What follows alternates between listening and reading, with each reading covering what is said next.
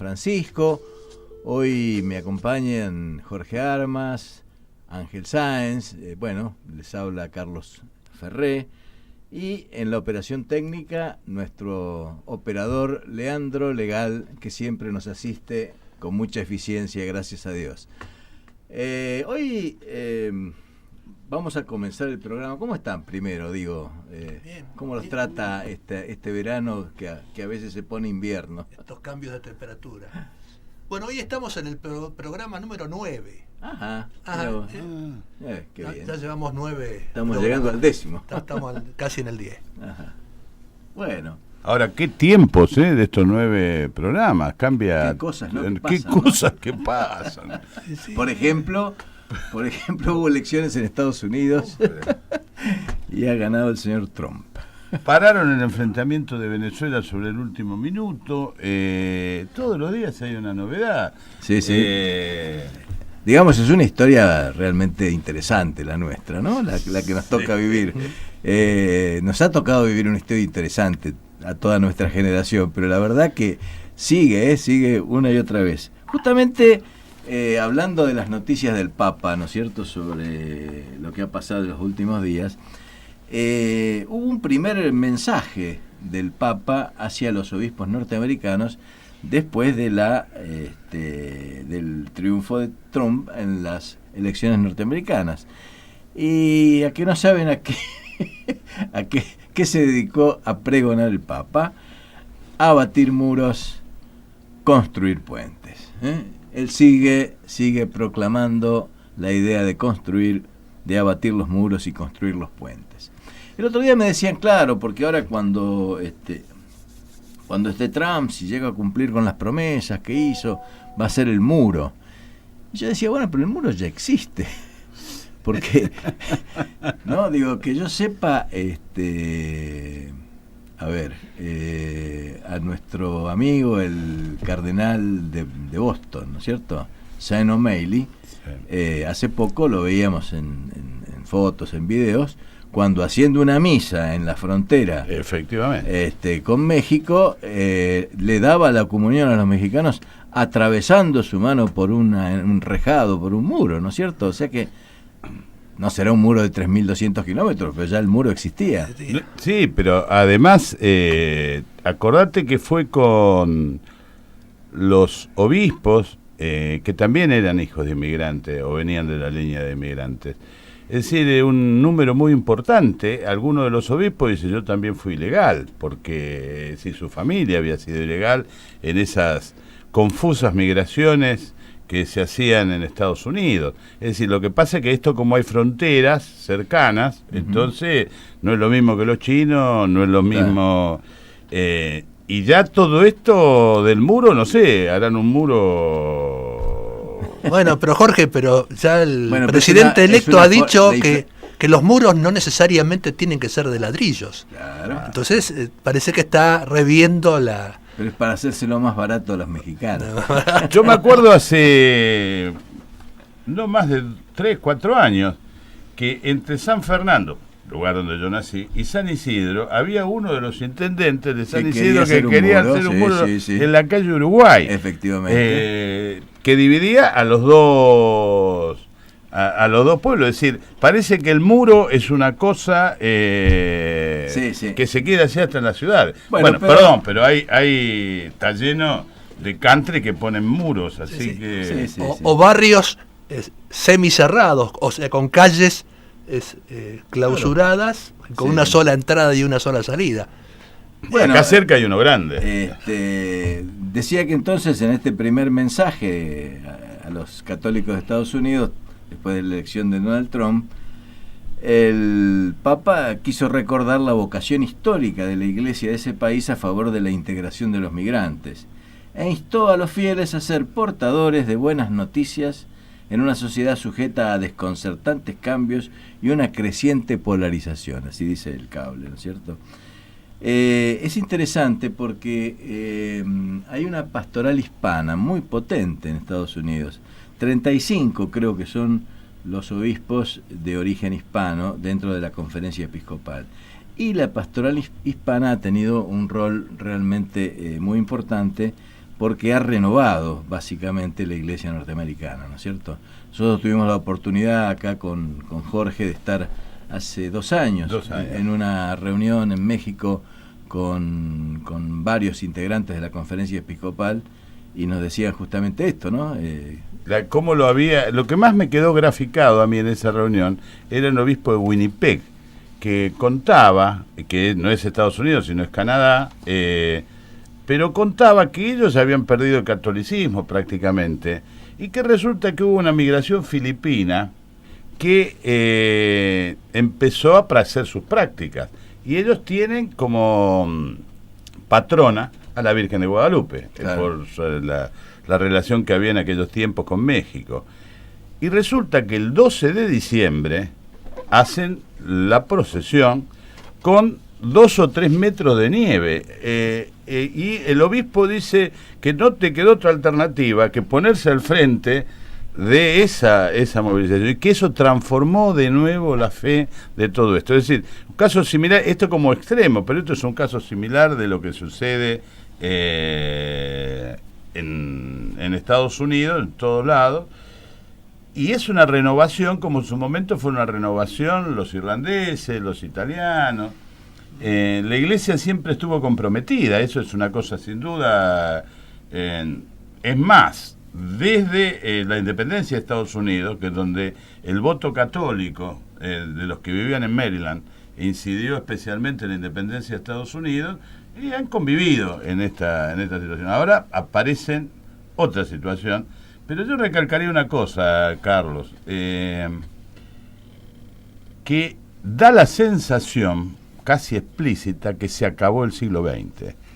Es decir, da esa sensación que todos esos valores de los 40, de la Segunda Guerra Mundial, que tenemos un Consejo de las Naciones Unidas que todavía sigue con los triunfadores de la Segunda Guerra Mundial, se acabó. Empieza otra discusión, muy difícil, muy densa.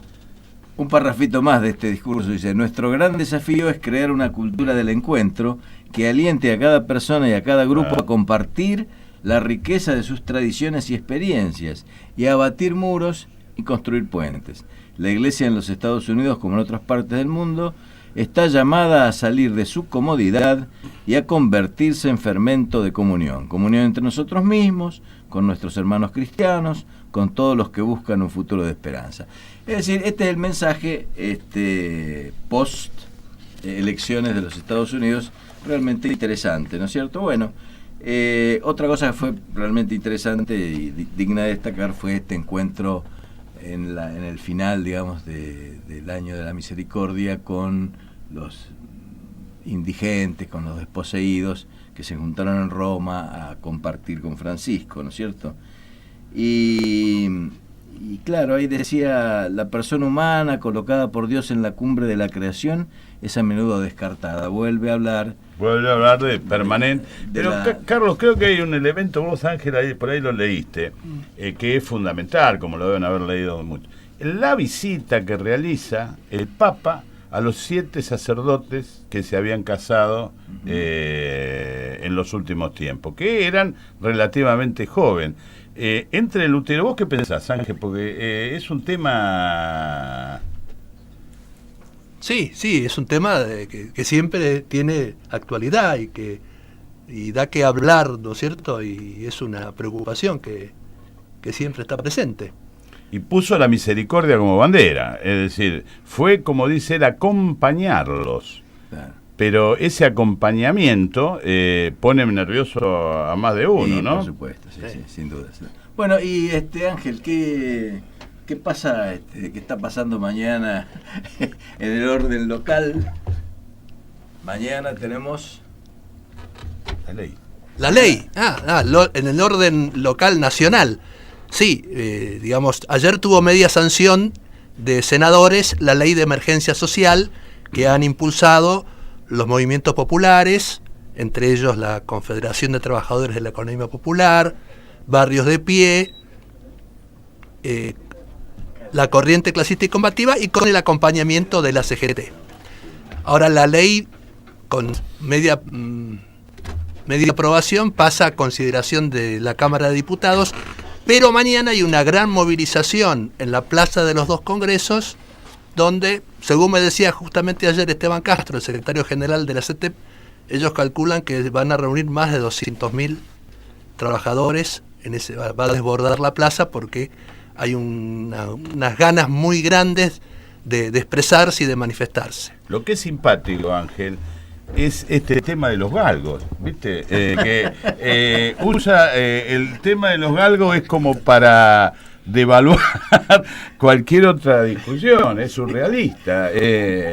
Si corremos la libre o no corremos la libre, no, es una cosa sumamente curiosa. El tema de galguear. El tema de galguear es el problema. Es un problema serio. Lo que pasa es que están devaluando este tipo de acciones, este tipo de protestas. Los muchachos de Palermo y San Isidro y también La Plata están preocupados para ver si no se meten también con los chuchos. El deporte de los reyes, por favor. El deporte de los reyes no se toca. El derbi de no sé dónde será ahora. No se toca. Bueno, pero estamos contentos porque ahora está el equipo completo porque se acaba de incorporar Pablo Chiesa. La voz de la radio. Quien nos trae un invitado muy importante que él mismo va a presentar. Bueno, ¿cómo andan? Buenas noches. Muy bien, yo no sé bien. si lo dijeron en los minutos previos, pero feliz día. Feliz día porque hoy es el día del militante. Se conmemora, recordemos, el arribo de Perón después de tanto tiempo, 18 años, si no me equivoco, Sí. ¿no? Fue de 18 años. Mucha gente no lo sabe, este aniversario, lo desconoce, pero realmente es valioso. ¿Sabes por qué lo desconocen? Porque alguien inventó el Día del Militante. Por eso no lo conoce. Porque se le tendría que llamar por su nombre este día y no le llaman por su nombre. Es un día para los que de alguna manera fuimos contemporáneos a eso. Es un día realmente raro para todos, ¿no? Porque después de 18 años, mientras estaba el tema del avión negro, que hoy nadie sabe ni qué es, que Perón iba a venir, que no iba a venir, que esto, que lo otro, apareció acá con una frase, por eso era que a Perón no le daba el cuero, una frase que dijo Lanús, y ahí a Lanús para el 20 de octubre, 15 de octubre, no sé qué día era, y bueno, Le dio el cuero. le dio el cuero y sobre todo hizo una cosa de pacificación. Es decir, si no hubiera venido Perón, hubiera sido un tema bastante complicado. Perón decía una cosa que era simpática pero clara. Decía que los pueblos no son perros, sino son gatos. Al perro vos lo encerrás y empieza a ladrar y a mordisquear para ver cómo se va por un hueco. En cambio, los gatos lo que hacen es empezar a rasguñar a todo el mundo para destruir la defensa del enemigo. Y esto es guerra civil, esto es la preocupación de Francisco en Estados Unidos. Bueno, pero presentá a no? nuestro invitado, que para eso hicimos el programa de... Muy bien, que además es un militante también de varias causas que tienen que ver con, obviamente, con la iglesia, un gran amigo, compañero jesuita, Rafael Velasco. ¿Cómo andas, Rafael? Muy bien, muchísimas gracias por la invitación, Pablo, muchísimas gracias a todos ustedes por la invitación de estar aquí. Bueno, Rafael está llegado de Roma hace muy poco, hace unos poquitos días. El domingo llegué, el domingo de la mañana. Bueno, y además porque justamente estuvo en un encuentro muy importante que tiene que ver con la elección de la máxima autoridad de los jesuitas a nivel mundial. Justo veníamos charlando en el auto de lo que fue también el encuentro de movimientos sociales. Bueno, hay muchas cosas que pasaron en casi 2 meses que estuviste. Sí, un mes y medio, estuve un mes y medio, claro, porque participé de lo que se llama la Congregación General de los Jesuitas, que es la reunión de los delegados o los representantes de todo el mundo de los jesuitas para elegir al superior general y también para discutir un poco la misión de la compañía en el mundo hoy. Por eso se prolonga tanto, digamos, la elección fue en las 2 primeras semanas, pero luego fue todo el proceso de discusión de la misión de la compañía hoy. En ese camino nos visitó el Papa Francisco, estuvo con nosotros todo un día, fue muy interesante el diálogo con él. A mí me pareció más interesante, a las 2 semanas yo participé del encuentro del Papa con los movimientos sociales, con los movimientos populares. Fue el tercer encuentro, el segundo se había hecho en Bolivia, bueno, este fue allí. El discurso de él a los movimientos populares, para encuadrarlo, es una cosa impresionante. Lo hemos estado analizando sí. la mitad justamente la semana pasada y sí. Bueno, próximamente lo vamos pasando en tramos. Sí, es impresionante. Porque realmente no tiene desperdicio. No tiene desperdicio. Pero nos interesaría tu opinión. No tiene desperdicio porque hace un análisis político en primer lugar, muy agudo, ¿no? Y con y muy bien integrado con una visión evangélica ¿no? Porque él toma la raíz de este terrorismo económico, ¿no? Él habla del terrorismo económico que se maneja justamente a través del miedo, ¿no? Y del terror, y cómo los movimientos populares son como los espacios de lucha para generar otro tipo de cultura y otro tipo de alternativa. Él toma un texto evangélico muy interesante que es el del hombre que tiene la mano seca, que aparece en el Evangelio de Marcos, que Jesús lo sana en sábado. Él dice la mano derecha, dice el Evangelio de Marcos, que es la mano del trabajo. El hombre no puede trabajar. Y el día sábado, que es el día que no se trabaja, Jesús le devuelve la posibilidad de trabajar, le devuelve la posibilidad de trabajar, de valerse por sí mismo, y por eso mismo inmediatamente dice que los escribas y los fariseos traman su muerte, por devolverle la posibilidad de trabajar a alguien que no podía trabajar.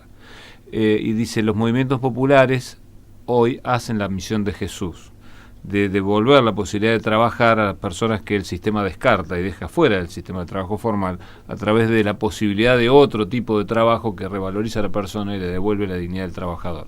Dice, desde ese lugar se hace el trabajo de Jesús, ¿no?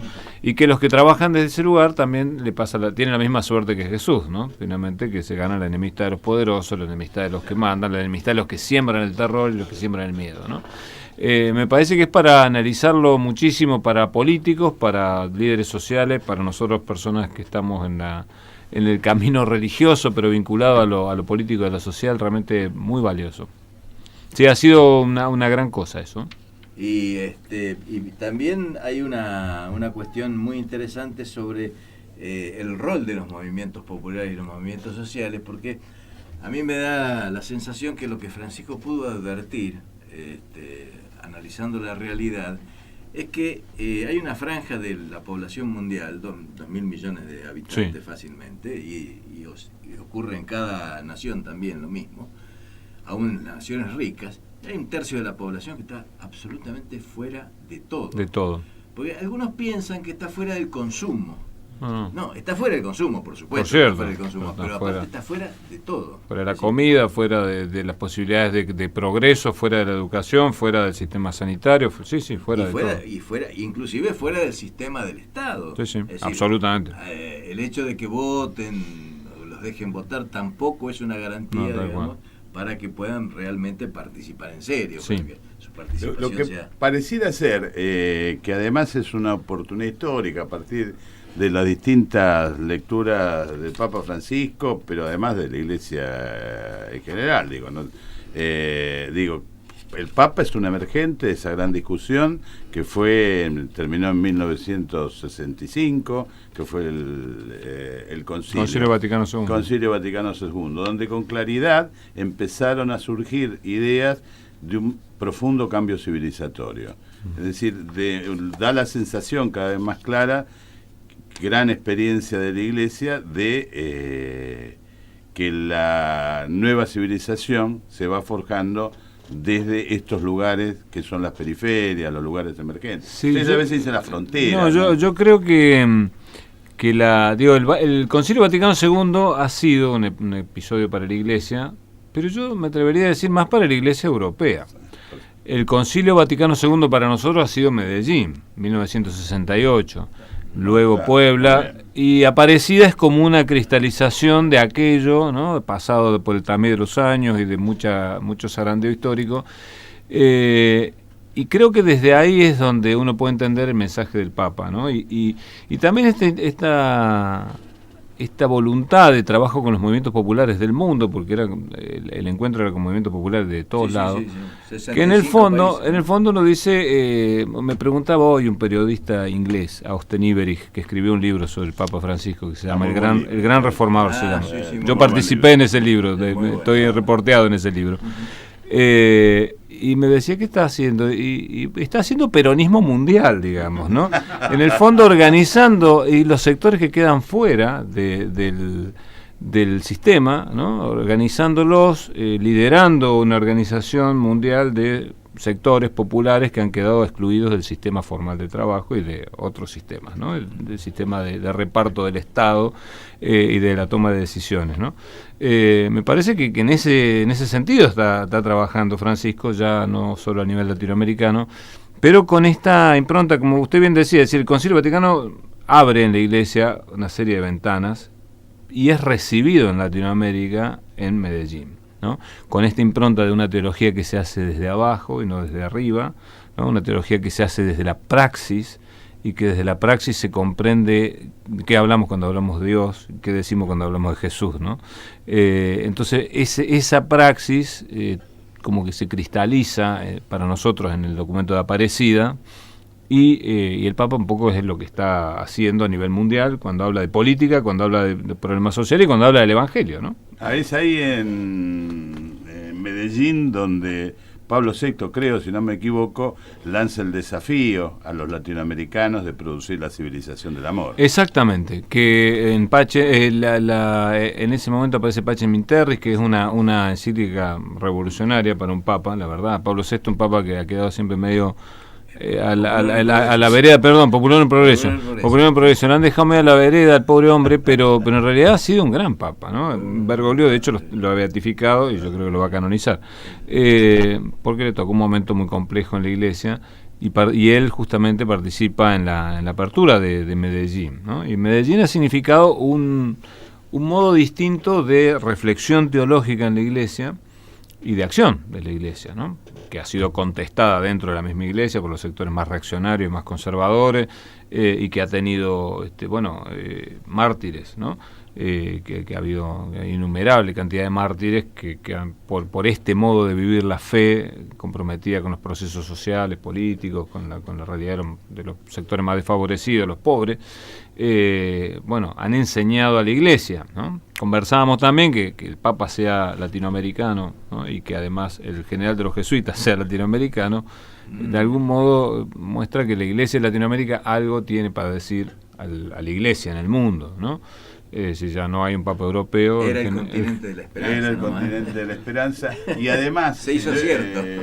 En Medellín, la convocatoria fue a estar en salida, casualmente. Claro, exactamente. Ir a inundar la política, la sociedad. Ahora, mi duda es que eso también sucedió en un clima de época muy distinto al actual, ¿no? Absolutamente. Tanto Medellín como Puebla también. ¿Qué percibiste vos de lo que pasa con los movimientos sociales hoy? Tanto los latinoamericanos como los del mundo. Hablan el mismo lenguaje que Francisco, están en esa misma sintonía. Porque, digamos, el escenario es muy distinto y muy diferente al de los años 60, de los años 70. Sí, a mí una cosa que me ha llamado la atención, al menos del discurso de Francisco, es un discurso moderno, no un discurso que atrasa, no es la repetición de los discursos de los 60, de los 70.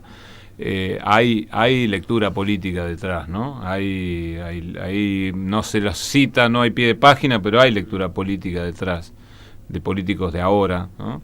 Ha pasado ahí Gramsci, ha pasado, ¿no? Hay una lectura nueva, me parece, de los hechos, que nos vuelve a hacer una remake de los 60 o los 70, ¿no? Los movimientos sociales son muy variopintos, me parece a mí también, hay como una diversidad muy grande, pero captan que ahí hay algo genuino, ¿no?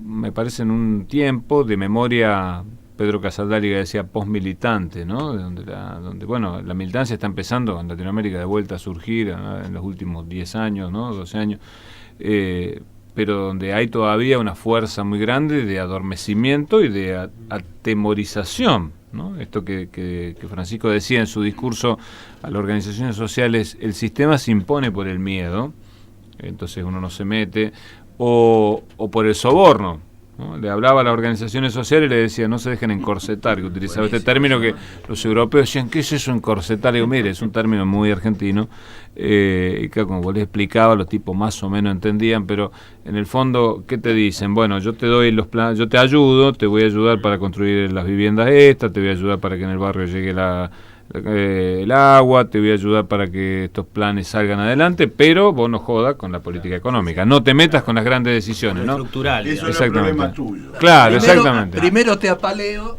Exactamente, y luego yo te doy, y hay presupuesto para el desarrollo social, pero en el fondo no discutas las grandes políticas económicas, ¿no? Y dice, bueno, eso es lo que no pueden aceptar los movimientos sociales, ¿no?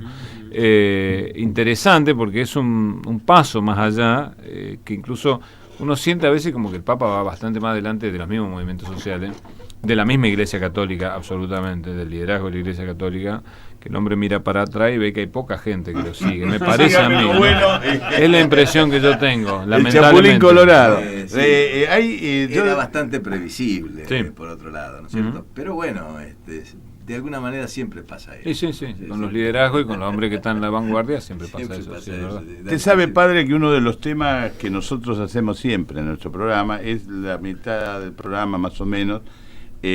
Trabajamos sobre distintos materiales y la segunda mitad entrevistamos a gente que está construyendo espacios, cooperativas. Creo que también hay un problema que para eso me parece importante este tipo de encuentros, es que no se sabe cómo se hace. Claro. Es decir, no es solamente que no haya vocación, sino lo que es muy difícil es, no sé si sí, entiende. no entiendo perfectamente. No se sabe cómo se hace y no se sabe... y los que hacen todavía tienen que llevar el estigma de que se meten en cosas que no son limpias, ¿no? El que se mete en la política. Nosotros estábamos trabajando en uno de nuestros barrios, en la parroquia. Yo estoy en la parroquia Patriarca San José, aquí detrás del Colegio Máximo, el barrio del Colibrí. Son 7 barrios, barrio del Colibrí, Don Alfonso, Constantín. Porque ahí fue Bergoglio. Exactamente, fue párroco, yo soy párroco de esa parroquia. Hemos ido a pedir alguna misa para algún día 1 de julio. Bueno, muy bien. En ese lugar, en el barrio Don Alfonso, se está haciendo una agrupación vecinal. Estamos yo estoy involucrado, estamos involucrados como capilla, como comunidad, para que los vecinos se movilicen para lograr lo que tienen lo que el gobierno debería darles de suyo, por derecho. Pero bueno, cuando empieza todo este proceso, fuimos, averiguamos cómo se hacía la asociación, empezamos a trabajar, pero bueno, tiene que la gente, los que están, tienen que lidiar con la gente del barrio, que ustedes se meten en política, eso no se hace, ya están, ¿qué ganan ustedes con esto? Y claro, hay que tener, además de saber cómo, una fuerte presencia de ánimo y una fuerte motivación para no desanimarse, para que no digan más, sí, vayan ustedes y... cambia el paradigma totalmente. Exactamente. De la acción. Que el que se mete, finalmente, tiene que, además de hacer el esfuerzo para que la realidad cambie de alguna manera y mejore la realidad de su barrio, tiene que luchar contra lo que le dicen, bueno, en el fondo vos te vas a enriquecer, ¿qué ganas con esto? ¿No? ¿En qué andará? Porque se está metiendo en política, ¿no? Es un proceso, ¿no? Ignacio Ellacuría, uno de los mártires del Salvador, que ayer se cumplieron 27 años de su martirio, de él y de sus compañeros y 2 mujeres que trabajaban en la casa, él decía que en realidad el rol del pensamiento frente a la realidad es hacerse cargo de la realidad, encargarse de la realidad y cargar con la realidad, ¿no? Hacía este juego de palabras, hacerse cargo, aceptar que esta es la realidad que tenemos, ¿no?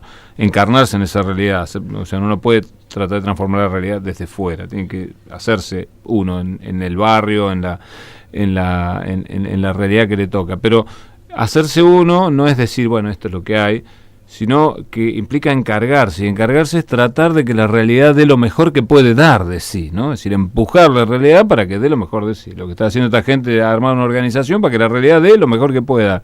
Pero dice, finalmente hay que cargar con la realidad, es decir, cargar con el rechazo de aquellos que no quieren que la realidad cambie. Exacto. Y eso están arriba y también en los costados. Pero la transformación cultural, usted fíjese, ¿no? La lectura del documento es de la charla esta ante los movimientos populares, termina una cosa central, que es la redefinición de la democracia.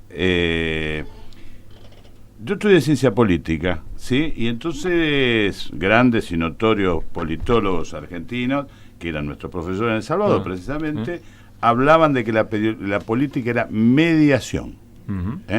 Es decir, siguiendo el modelo de la democracia representativa, es mediación. Es decir, entonces la pregunta que uno le hacía, que era bastante rompe cuando era pibe, es que mediar con quién. Claro. No, bueno, con el Estado, no, pero si el Estado está el poder económico, bueno, entonces media con el poder económico. Entonces, este colchón de no participación es lo que de alguna manera es el modelo civilizatorio que nos va alejando. Entonces, esto de lo que usted comentaba recién, el desafío del Papa, me parece a mí, no sé, es generar una nueva democracia. Sí. Que implica otras cosas, ¿no? Sí, es llenar a la democracia de participación popular y de que de verdad hay una democracia participativa y no solo representativa, ¿no? Que es la democracia burguesa, digamos. Eso es otro modelo distinto de democratización que pone inquieto a mucha gente, ¿no? Construyendo espacios también para la decisión. Claro, y sí, porque sí, a veces la participación sin capacidad sin capacidad de decidir, actores sociales es entretener a la gente nomás, sí, es entretener a la gente. Sí, yo creo que esa es la parte novedosa, digamos, que tiene, porque por otra parte, una cosa totalmente digamos significativa es, por ejemplo, comparando, ¿no? Vos decías los tiempos de Medellín, los tiempos de ahora. Hay una ventaja en los tiempos de ahora, tal vez, que es que se trabaja sobre las necesidades concretas. Sí. Es mucho menos ideológico, sí, y mucho más realista. Sí, tal cual. Es decir, la organización nace de la realidad. Absolutamente. Y esto es una cosa importante. Es decir, no desprecio lo ideológico, pero tal vez en ese momento lo ideológico estaba demasiado cargado y a veces se separaba de la realidad, es decir, de esa concepción idealista, ¿no? Bueno, y si la realidad no coincide, peor para la realidad, tal cual. Bueno, claro, la dificultad que tenía eso era justamente esto de que negaba la realidad, me parece a mí. El peligro que tiene esto de hoy, de que uno parte solo de la realidad, es que, uno arregla el barrio pero no el mundo, ¿no? La renuncia a los cambios más estructurales, ¿no? Es el peligro, ¿no? Claro, sí, el peligro de perder de vista los cambios más estructurales. Pero me parece que, digamos, en el estado en que nos encontramos, donde el gran triunfo para mí del sistema, digamos, mundial, ha sido destruir sistemáticamente todo tipo de organización popular, todo tipo de organización en realidad, ¿cierto? O sea, el último eslabón de eso fue la familia, pero han tratado de destruir absolutamente todo tipo, y lo han conseguido bastante bien. Hicieron una buena tarea, han hecho una buena tarea. Resulta que a partir de la realidad vuelve a generar. Eso tiene razón. Se vuelve a generar organización popular. Sí. Y porque sin organización popular no hay ninguna posibilidad de política popular. Nada. Es decir, no hay ninguna posibilidad de participación protagónica. Solamente un pueblo organizado es capaz de tomar decisiones. Totalmente. Hoy en lo micro, pero en cuanto, digamos, le den es decir, en cuanto se sienta con cierta seguridad, va a ir a lo macro seguramente. Porque hay también, yo diría, conciencia histórica. Es decir, y por eso Francisco insiste en una cosa de la cual los viejos decimos, bueno, por lo menos todavía tenemos algo que hacer en la sociedad, que es, dice, júntense los jóvenes con los viejos por la memoria, porque hay muchos temas que están resueltos en la memoria histórica, pero ese corte que se ha hecho con la historia no permite que los nuevos cuadros se enteren de cómo se resolvía. Ahora, con respecto a esto de la experiencia, y leyendo y chusmeando algunas cosas que ustedes hicieron allá en Roma, en la reunión de la Congregación General. Hay un imperativo que yo he leído, que es se trabaja en redes, porque me parece que no se puede construir un nuevo modelo, no sé si estaré equivocado, padre, no se puede construir ningún modelo si no sabemos la experiencia del otro, que es la manera de salir de la traba del pequeño mundo, no sé si tal cual. Sí, lo veo y es verdad, la Compañía de Jesús hace tiempo ya viene intentando trabajar en redes, no solo entre obras de la Compañía de Jesús, sino también con organizaciones sociales, de derechos humanos, en diversos ámbitos. Uno de los ámbitos es la migración, ¿no? Que es un gran problema mundial hoy, el problema de migrantes y el problema de refugiados. Nosotros tenemos un servicio jesuita de migrantes y servicio jesuita de refugiados que están trabajando con otras organizaciones, ¿no? de derechos humanos, con organizaciones para migrantes. Ocurre lo mismo en el área de educación, las universidades trabajando en red. ciertamente para poder generar este tipo de cambios más estructurales, hoy uno de los modos es trabajar en un mundo más flexible. La red es una estructura más flexible también. Como adaptándose al terreno. Exactamente, es una estructura más flexible porque tiene justamente respeto por las realidades locales, ¿no? Es decir, no es la idea que se impone uniformemente a todos, sino que hay un proceso de construcción también, ¿no? Una red se va construyendo con los actores. Entonces también eso tiene la ventaja de una mayor participación e involucramiento en la toma de decisiones. O sea que con toda la experiencia que ustedes van viendo en distintos lugares, por lo que veo, se recircula sí, absolutamente, información. Porque son las buenas prácticas. Bueno, en eso hay un proceso, ya un pequeño camino recorrido en la compañía, y que uno de los documentos, justamente el que habla sobre el gobierno de la compañía, dice, bueno, tres cosas, ¿no? Una, que el gobierno de la compañía es un gobierno que está basado en la colaboración con organizaciones, con laicos, con personas que a veces incluso ni confesan nuestra propio credo. ¿El Papa Negro no va? Bueno, no, eso hace tiempo ya que no. Que también lo hacemos trabajando en red, ¿no? Que lo hacemos trabajando en red. Y que bueno, que también ese modo de trabajar se hace desde la propia espiritualidad de la compañía, ¿no? Con espiritualidad que intenta justamente discernir en la realidad, qué es lo que la realidad pide, ¿no? Entonces eso también hace que la respuesta que se da en algunos lugares sea muy distinta que la que se da en otros, ¿no? Bueno, porque justamente los contextos son diferentes, ¿no? Ignacio de Loyola tenía algo muy interesante, que cuando enviaba a alguien de misión a algún lugar, le decía, bueno, vaya a tal lado y vaya a abrir un colegio o una universidad, lo que fuera, le daba detalladísimas instrucciones, le decía, mire, tiene que hacer esto, todo, hasta más o menos dónde tenían que alojarse, qué tenían que hacer, cómo tenían que comer, todo.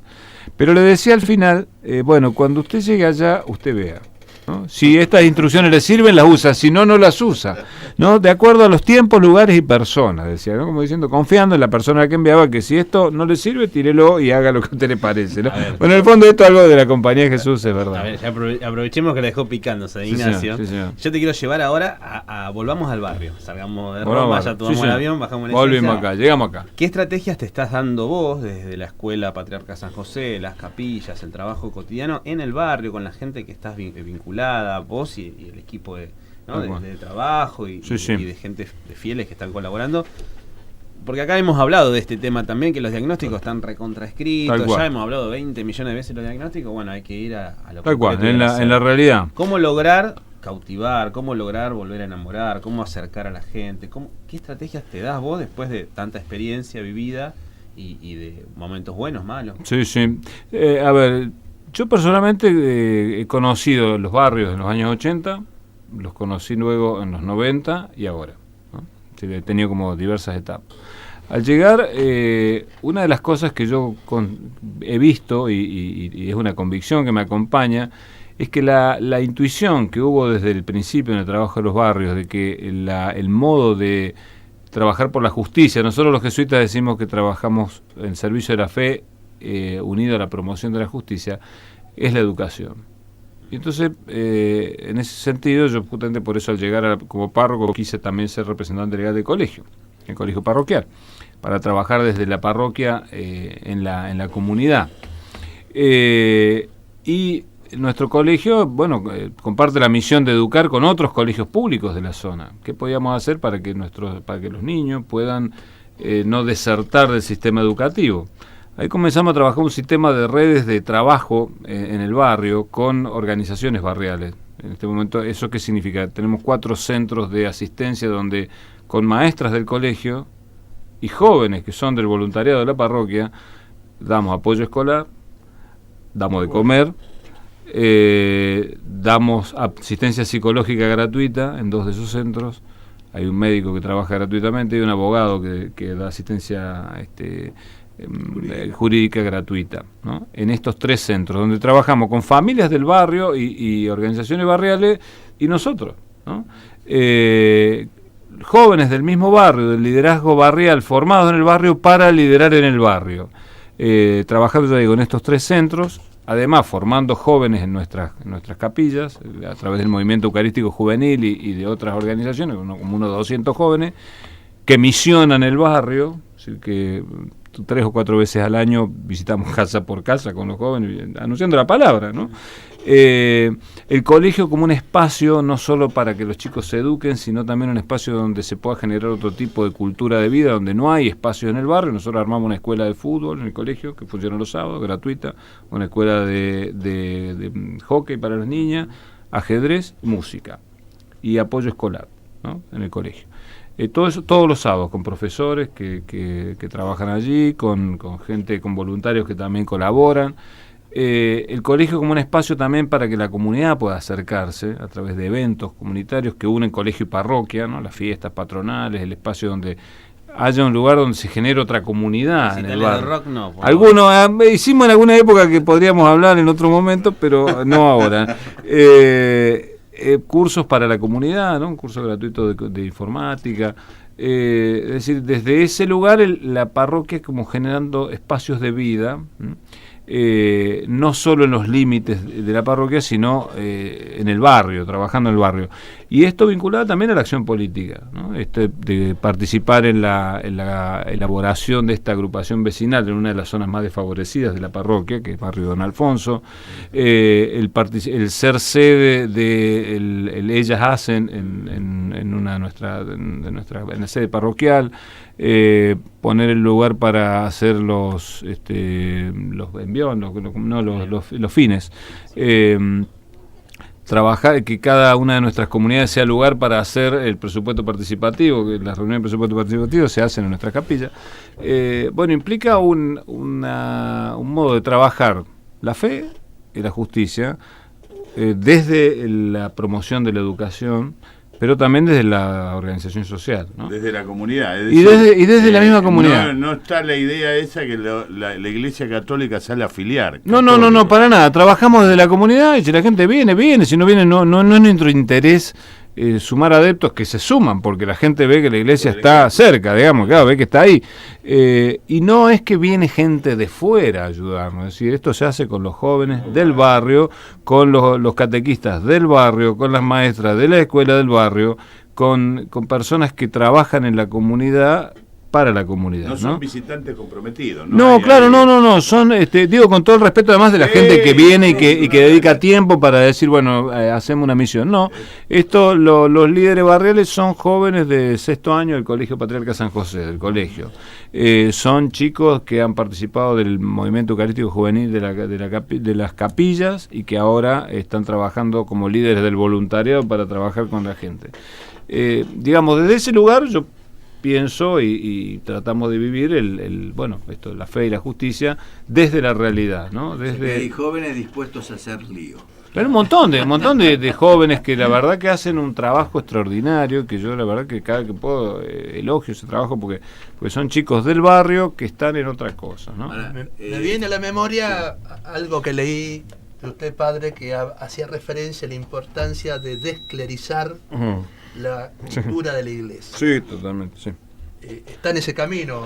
En el fondo, claro, que el protagonismo es de los laicos, ¿no? El protagonismo es de la comunidad misma. Nosotros tenemos una misión, los clérigos, digamos, de alentar, de animar, de acompañar, en algún momento de liderar y otra vez estar atrás para empujar un poco, ¿no? Y para ayudar, en otros momentos caminar con la gente y escuchar, ¿no? Eso implica procesos de discernimiento personal para ver cuál es el lugar que uno tiene en cada momento, ¿no? de la historia, pero ciertamente el protagonismo es de la gente y toda esta acción que yo estoy nombrando, lo ha hecho la gente, ¿no?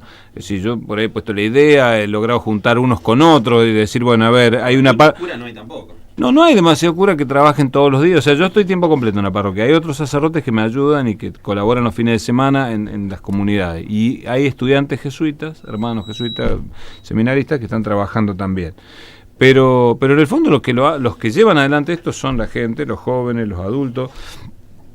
Y ese proceso, lo va llevando la gente, ¿no? Lo importante tal vez sea poder descubrir los dones, los saberes que siempre están en cada comunidad, ¿no? Absolutamente. Yo creo que ahí hay un desafío de que la gente pueda sacar, como decía el general, todos llevamos en la mochila el bastón del mariscal, ¿no? Bueno, que lo saquen y lo pongan adelante, para el servicio, y tal vez lo que tiene lo que posibilita el lugar mío es ayudar a que la gente no se pelee por estupideces, que no pierda el sentido, porque digo, cuando se comienza a trabajar en comunidad hay una parte muy linda que es el generar, el compartir la comunidad, y la otra parte es que inmediatamente comienzan las reyertas que llevamos los seres humanos en el corazón, nuestros celos, nuestras envidias. La congregación, ¿no? La cultura del encuentro. En la cultura del encuentro, que finalmente podamos nosotros, trabajar generando espacios, ¿no? de encuentro. El documento central de la Congregación General, que es sobre la vida y la misión de la compañía, se titula Compañeros en la misión de reconciliación y justicia, ¿no? Como que nuestra misión es trabajar por la reconciliación y la justicia. Que es algo interesante que en un título de un documento de la Compañía de Jesús vuelva a aparecer el término justicia, que había aparecido en el año 75 con el decreto número 4 de la Congregación General 32, que decía el servicio de la fe y la promoción de la justicia.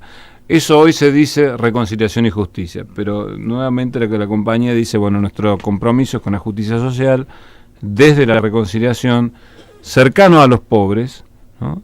Trabajando, ayudando a discernir los caminos que Dios va haciendo en la realidad para acompañar a Dios en lo que va haciendo en la realidad, ¿no? Que por ahí la intuición de Ignacio es que, y de los jesuitas, es que Dios no empieza a trabajar cuando llegamos nosotros, ¿no? A veces los clérigos creemos eso, los curas creemos que llegamos nosotros a la parroquia y Dios empezó a trabajar porque llegamos nosotros. No, Dios está trabajando en su pueblo. Entonces, la tarea de poder ver qué está haciendo. Las semillas del Espíritu Santo venían esparciéndose. Pero claro, y no solo la semilla, había árboles ya creciendo, y por ahí a veces nosotros talamos los árboles que el Espíritu hizo crecer, ¿no? Y entonces, ver qué es lo que está haciendo Dios para acompañarlo. Y por ahí las cosas dan fruto, porque uno lo que en el fondo está haciendo es acompañar lo que Dios iba haciendo, y no está haciendo algo paralelo a lo que Dios va haciendo. Ahora, ¿no? ¿Cómo se ve, cómo ve este tema de la reconciliación o este tema de la cultura del encuentro en situaciones tan conflictivas como vive la Argentina, como vive Venezuela? En la grieta. En la famosa grieta. Así, ¿cómo se empieza a trabajar eso? Porque todo el mundo repite. Ay, claro. ¿No? Pero eso, digamos, no se ve todavía la manera de abordarlo. Y esto es un tema, está bien, es un temazo. Aquí por eso el título es Reconciliación y Justicia, ¿no? Aquí hay este término reconciliación para el organismo de derechos humanos en Argentina es siempre como muy polémico, porque reconciliación significó para los militares y la iglesia en un momento el autoindulto de los militares por el genocidio y el terrorismo de Estado, ¿no? No estamos hablando de eso porque estamos hablando justamente de reconciliación y justicia. Justicia implica que se juzgue a los culpables, que los que cometieron delitos vayan presos, que los que han cometido delitos de lesa humanidad sean juzgados, castigados y cumplan la condena, ¿no? Entonces, ahí hay una primera cuestión para entender de qué hablamos cuando hablamos de reconciliación. Pero ciertamente implica un camino largo la reconciliación, ¿no? Implica un camino largo en el que a mí me llama mucho la atención que se siga hablando de la grieta, pero quienes promueven la grieta ahora son otros, ¿no? Porque digo, pongamos, el gobierno del Frente para la Victoria promovió una grieta, muy bien, pero hace un año que, claro, se construyó en base a la confrontación, es verdad, ¿no? En base a una política más antagónica, ¿no? Ahora bien, ya hace un año que no está ese gobierno y la grieta sigue y sigue creciendo y sigue creciendo esa grieta. Entonces se ve que no era solo responsabilidad de un gobierno, ¿no? Porque hay una sociedad dispuesta a seguir en ese camino de ahondar una grieta. Uno mira los titulares de los diarios y parece que el gobierno se hubiera ido ayer y hace un año que hay un nuevo gobierno, ¿no? Entonces uno dice, lograr desandar ese camino y lograr un camino de reconciliación implica verdad primero, ¿no? Es decir, no se puede, uno no se reconcilia en la mentira, se reconcilia con la verdad, ¿no? Y la verdad implica cierta clase de reconocimientos de errores, ¿no? De malas acciones y de malas opciones, que todavía no ocurre esto en Argentina, lamentablemente, ¿no? Es decir, que aquí, y yo en esto ya digo, de este gobierno y también del gobierno anterior, ¿no? Uno tiene que hacer una autocrítica. Si uno perdió una elección, uno tiene que hacer una autocrítica y decir, aquí estas cosas las hicimos mal y en esto nos hemos equivocado, ¿no? Claro, eso no le da la razón a los ganadores, ¿no? Que los ganadores ahora tienen toda la razón porque ganaron. Pero me parece que estamos lejos de una reconciliación todavía en Argentina porque no hay verdad. Pero a mí me parece todavía más problemático cuando la grieta se manifiesta a nivel de la gente común. Es decir, porque, digamos, a nivel de los dirigentes, hasta puede ser un modelo de construcción, que no comparto, pero bueno, está bien, es un modelo de construcción, es una artimaña, digamos, de la política, de cómo se logra el poder. Yo lo que noto es que la sociedad ha quedado inmersa en eso. Es decir, han aflorado, y por eso Francisco dijo, no quiero, no me gustaría, no debería ocurrir lo del 55. No, claro. Es decir, yo creo que han aflorado las peores enemistades, ¿no es cierto? Esas cuestiones casi ancestrales, digamos, que han dividido a los argentinos, o también a otros pueblos latinoamericanos. Y me parece que bueno, que es un desafío no ya para los excluidos que están luchando por su vida, claro. ¿no es cierto? Están luchando por su vida, y me parece bien que lo hagan y nos enseñan con eso, sino tal vez para los que no tenemos que luchar por nuestra vida cotidianamente, que tenemos para comer, para vivir, ¿no es cierto? Y pero de alguna manera hay que encontrarle la vuelta a esto, ¿no? Porque, sí, yo coincido. Tal vez, no sé si coincidimos, es decir, haya que hablar con los verdaderos dueños. ¿No? Bueno. Porque yo digo que a veces el problema es que los gerentes son más papistas que el Papa, ¿no? Claro, sí. Quieren demostrar, digamos, los vicepresidentes ejecutivos hacen buena letra. Quieren demostrar de que son... Claro, pero a eso yo ¿no? incorporaría, ¿no es cierto?, que esto es una cosa que viene arrastrando la sociedad argentina allá en los 80, lo que el padre citaba recién, que era otro fenómeno cultural, cosa que no habíamos visto nunca en la Argentina. Un grupo de ciudadanos argentinos se decidió retirarse de los lugares donde vivía, ir a vivir a lugares de seguridad. En un proceso que hoy lo vemos con claridad, sobre todo en toda esta zona, en la zona oeste, en la zona sur, pero lo vemos, yo he visto un country en Cafayate. Sí, no es solo... Es decir, hay una parte que se ha retirado, no sé si son los dueños o los administradores, pero se han retirado de la vida común de los argentinos. Es decir, esto es una cosa que se arrastra. Entonces a mí me parece que el curar estas heridas, el curar, el presidente, en su momento el presidente uruguayo, o el Uruguay prohibía hacer countries directamente. Es decir, nosotros no podemos estar separados de otros. No está muy bien. Yo, si tiene 2 minutos, un pequeño comentario sobre lo que están diciendo, porque digo, en el fondo es así, los argentinos tenemos esta tendencia a vivir enemistados. Al Boca River. Sí, Boca River, unitarios federales, pero tiene que ver también con la educación, ¿no? Creo yo, hay un trabajo de educación, usted decía, la mirada crítica sobre cuál es el mensaje que viene de los medios, ¿no? Porque la pelea no es solo entre los dirigentes, sino que está más abajo, como bien señaló. Yo cuando suelo abordar este tema, los mitos ayudan mucho a comprender, ¿no? Y hay un mito bíblico, el mito de Caín y Abel, los 2 primeros hermanos, ¿no? Si ustedes recuerdan, bueno, lo más popular es Caín mata a Abel, pero el mito dice que Caín era el mayor, por lo tanto era el heredero, y Abel era el menor, el que se tenía que buscar la vida en esa cultura. Pero además dice que Caín era agricultor y Abel era pastor.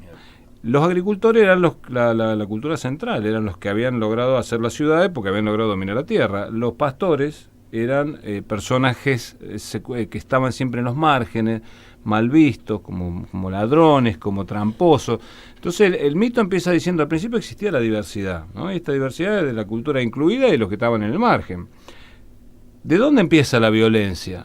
La violencia empieza del centro a la periferia. Es decir, no es el pastor el que ejerce la violencia. Dice que, bueno, los dos ofrecen su culto, tienen diversa cultura y diverso culto, es decir, diverso modo de ofrecer a Dios su culto.